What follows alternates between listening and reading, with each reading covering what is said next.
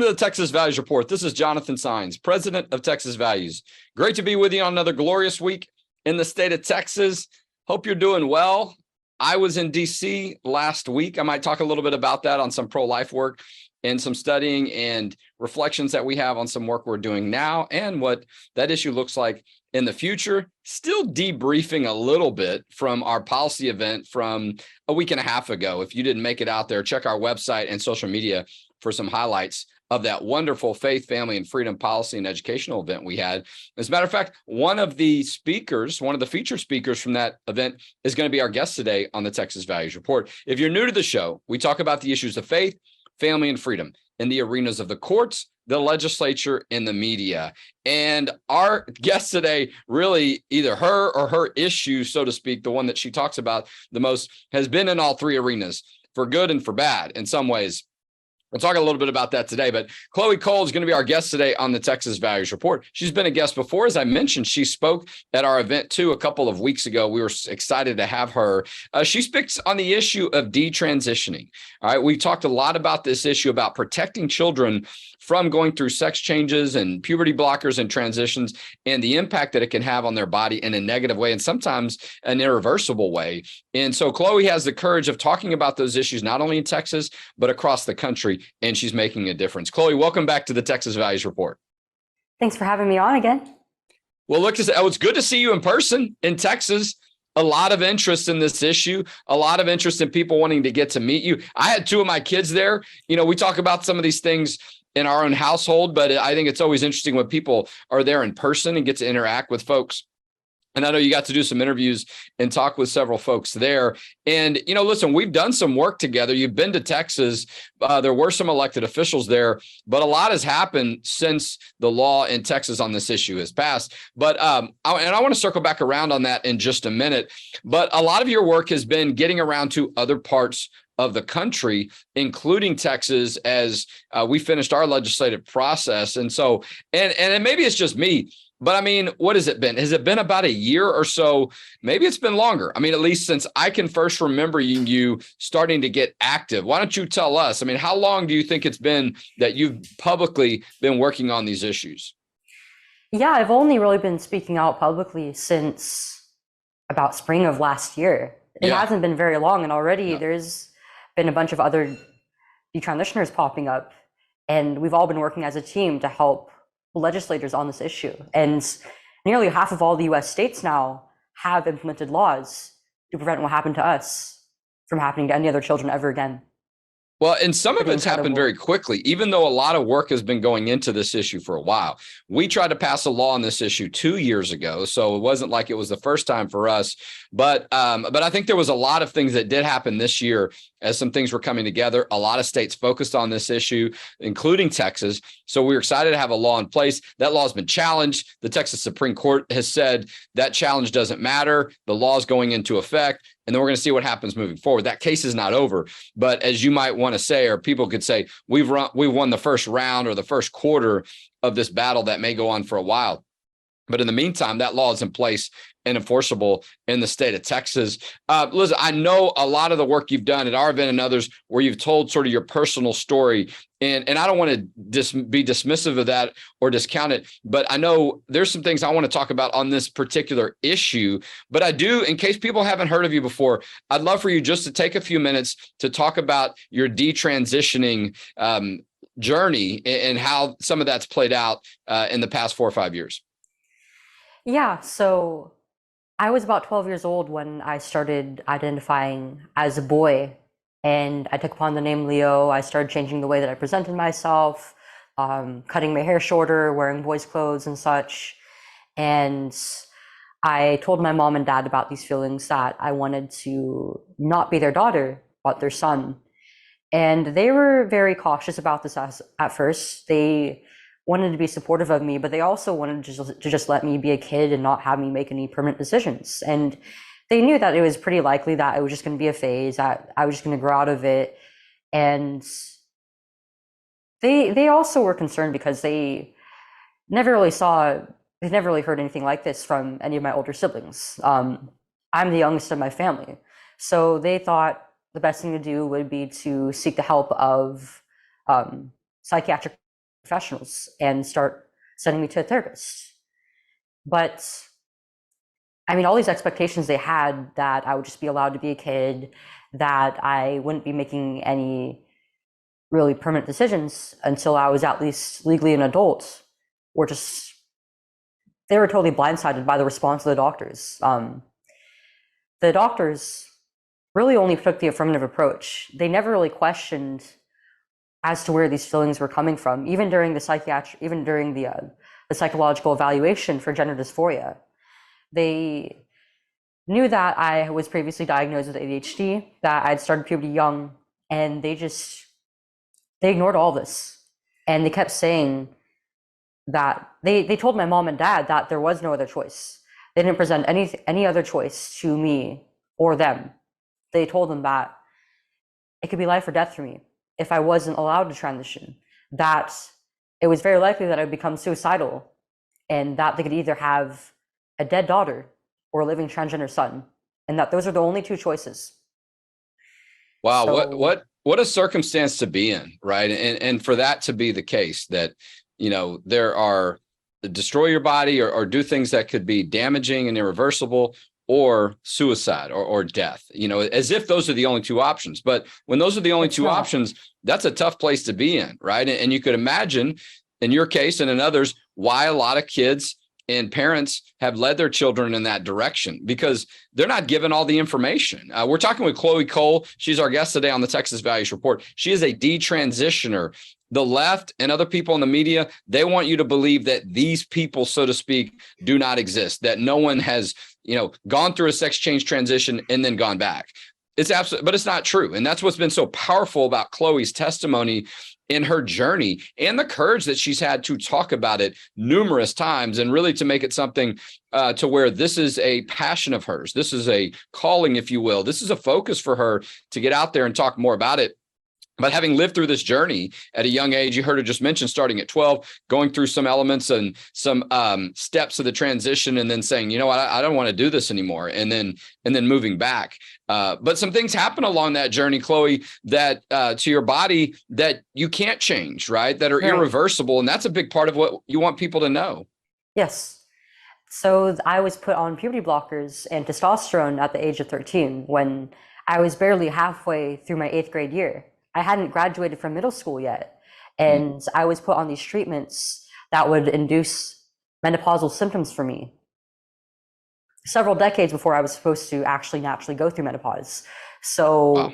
I was just expected to be able to focus in class on my studies and live normally as a kid, while I was experiencing hot flashes, things like full body itching accompanying that, being extremely lethargic, and then the emotional and physical changes that came with testosterone.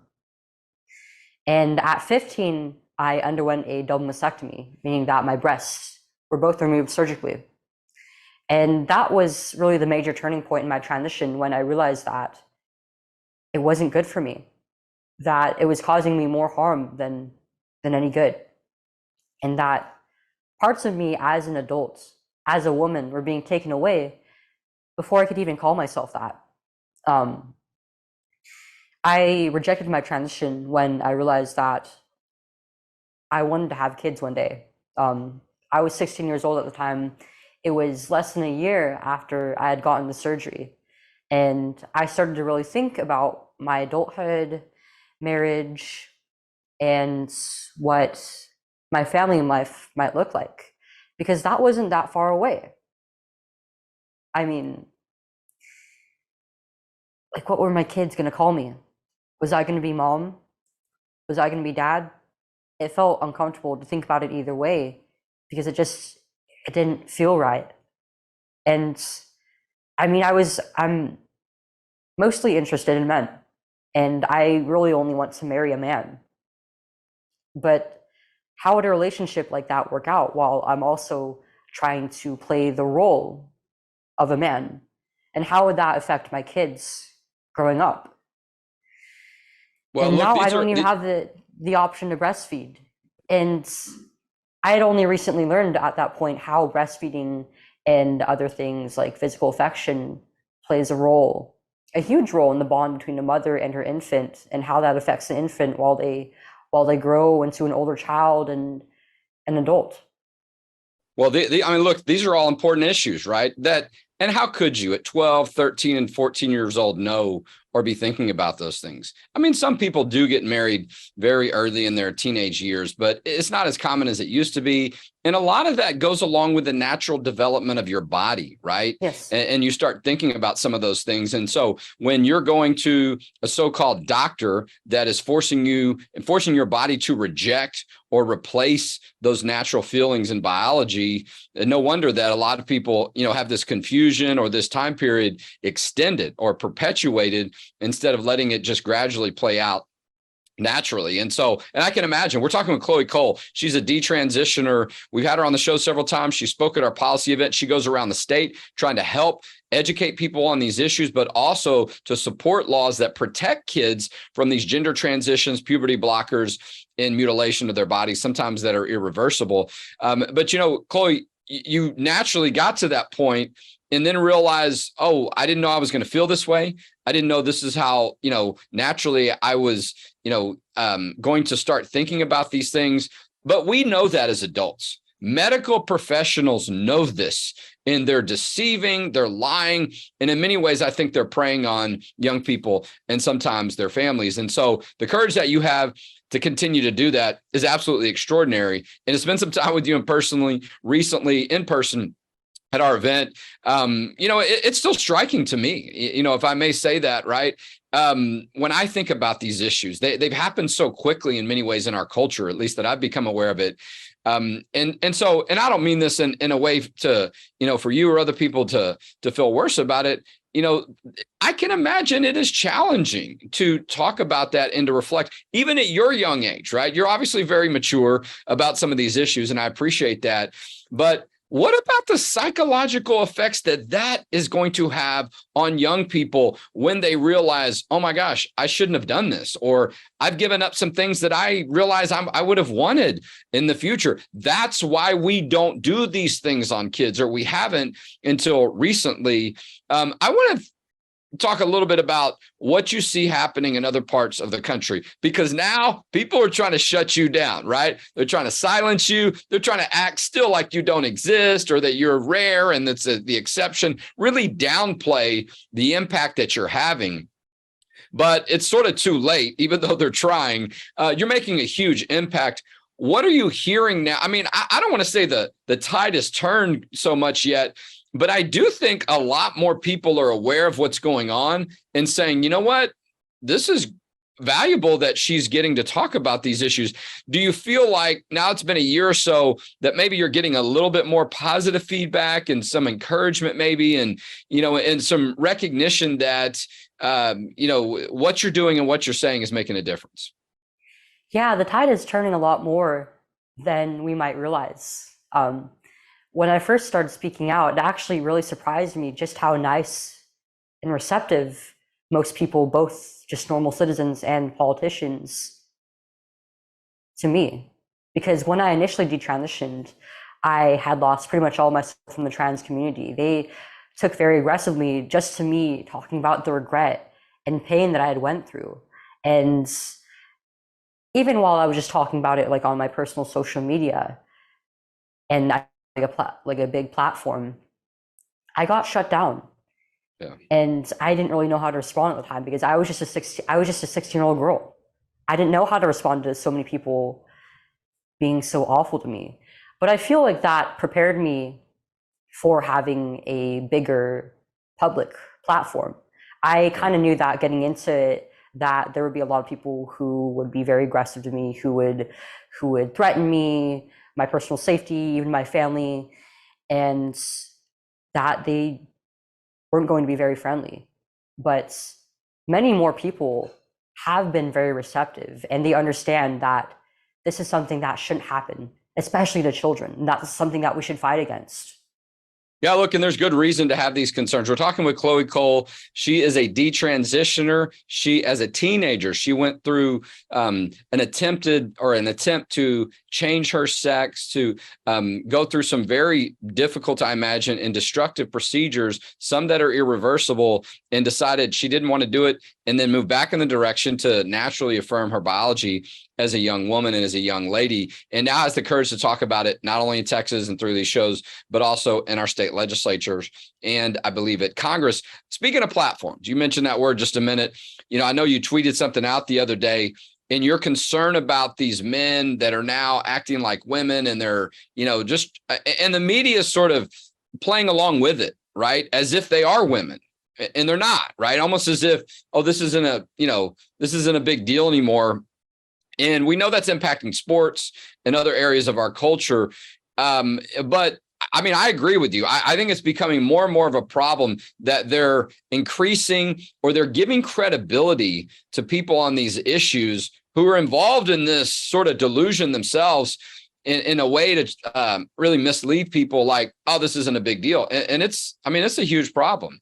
Why do you feel the need to speak more about this issue? It's something that's affecting pretty much every facet of our lives, from healthcare to these other big industries, and education, both higher level education like colleges and universities, and the educational institution that teaches our children. And it's tearing apart families. I know many children who have been affected by this as well as parents who have had their rights stripped from them by teachers, by doctors, and even had their children ripped from their arms by the state. It's not just something that we can stay silent about. Yeah.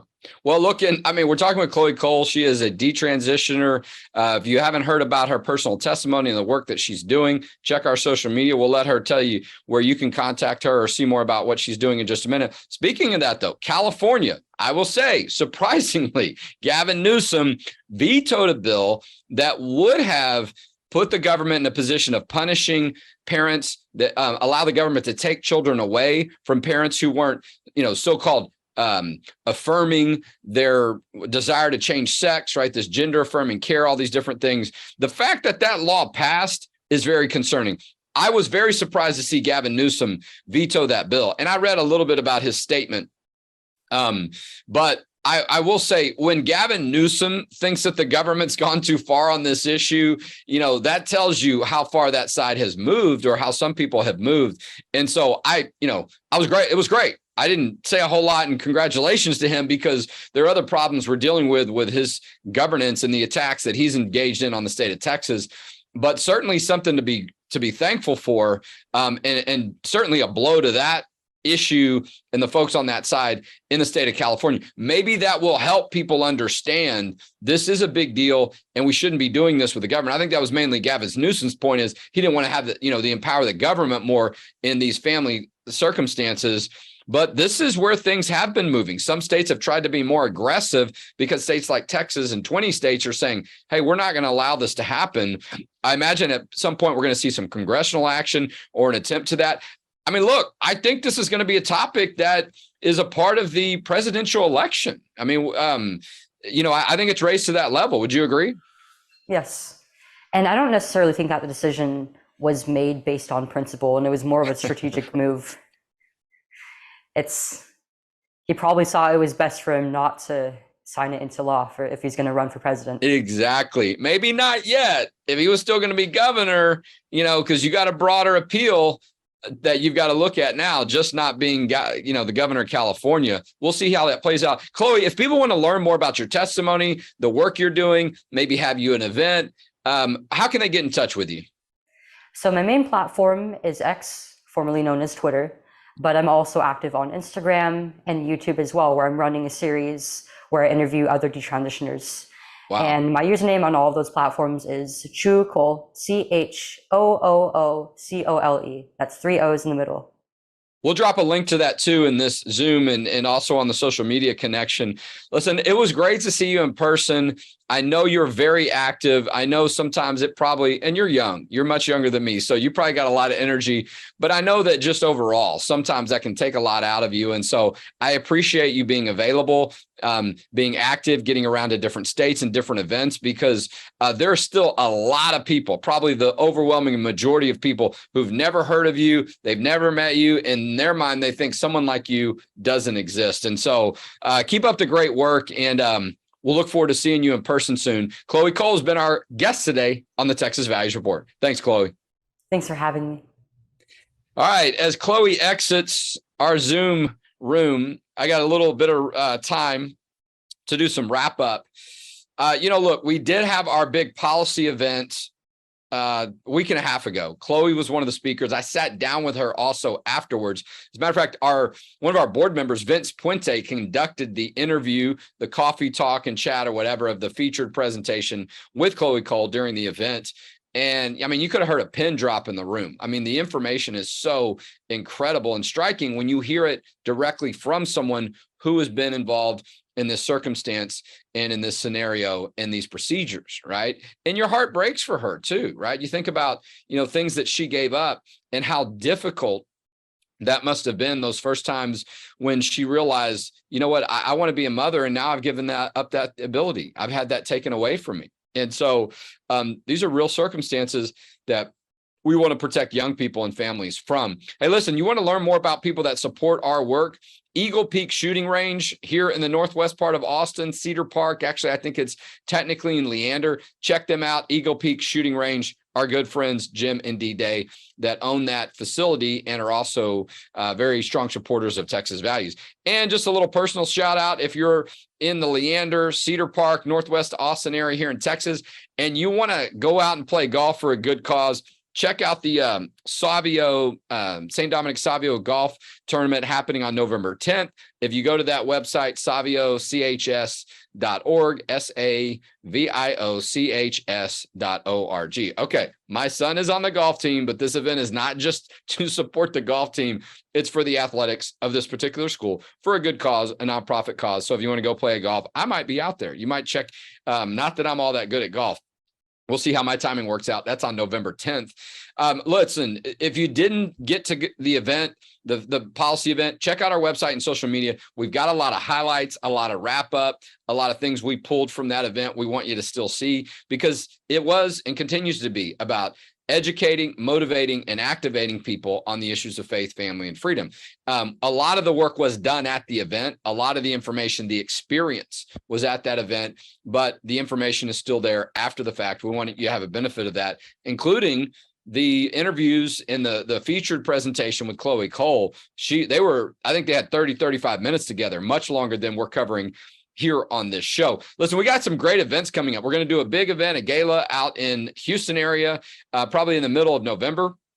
Also, December 6th, we're having a luncheon in the Dallas-Fort Worth area, specifically in Plano, northeast of Dallas. If you want to check that out, that's December 6th. That's a luncheon at Glen Eagles Country Club. Kelly Shackelford, one of the most successful First Amendment lawyers of our time period. He helped win the Coach Kennedy football case. He is going to be one of our featured speakers at that event. He's also a board member of Texas Values, so we're excited to have him there. And we actually give out an award in Kelly's name, right? That's kind of fun. You're sitting there and they give out an award. It's got your name on it. Anyway, Kelly will be a part of that presentation.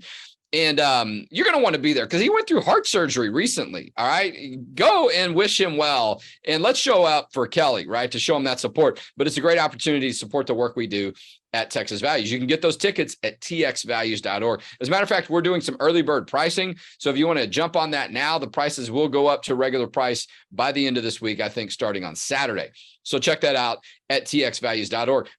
Excuse me. I was in DC last week, talking to some other state and national leaders about the pro-life issue and trying to find out, what do we need to be doing moving forward? Where are we as a movement? What's happening in other states, and how does that impact my state? So you're going to see us talk a little bit about more of that. But, we're continuing to see what's going to happen with the special session at the state legislature.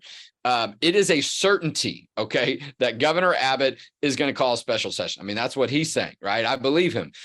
We're hearing probably in October, sometime between now and Thanksgiving. So I would imagine maybe the first or second week of October. There are rumors that it's going to start on October 9th. We'll see. Be ready for that. We're going to be fully engaged in supporting school choice in a variety of different ways. And there may be some other things that the governor decides to have in the special session, but the school choice issue and parental rights and choice issues are going to be the top issues of that special session. And listen, you want to come to the Capitol, start getting ready. All right. Our office is across the street. We're going to facilitate from the Capitol. We're going to facilitate that. And so be ready. Check out some of the videos we've done before on how to sign up to testify, how to get around the Capitol, all that good stuff. We're going to want to make sure you're equipped on that. And those are just some of the many reasons why you should consider supporting us. You don't just have to come to an event or do some of those things. You can make a donation. You can use a donor advised fund. You can use your stocks. You can give us gifts that we could sell, like cars, boats, and RVs. You could give us gift cards, your gas cards, your airline miles, a variety of ways to help us cover our costs so we can do the work that we do for faith, family, and freedom in Texas. And that's getting involved in court cases, getting involved in legislation, and also media work that we're doing. You know, one of the things about our policy event that was new was all the media outlets that we had there, the interviews that we had for ourselves, but also for our speakers, a big benefit from them. American Heritage Girls. We had this wonderful girls group that was out there that works on leadership for young ladies. Check them out and see about their work that they're doing. But we had a lot more young people there. Speaking of young people, I'm going to be speaking at the Texas Youth Summit on Saturday at 3:00 in Houston this week. So check me out there and see some of the work we're doing. I'll be talking about the pro-life issue. But listen, go to our website, go to our social media channels, tell your friends about the work we're doing. And that's how together we can protect faith, family, and freedom in Texas. And we'll talk to you next week on the Texas Values Report.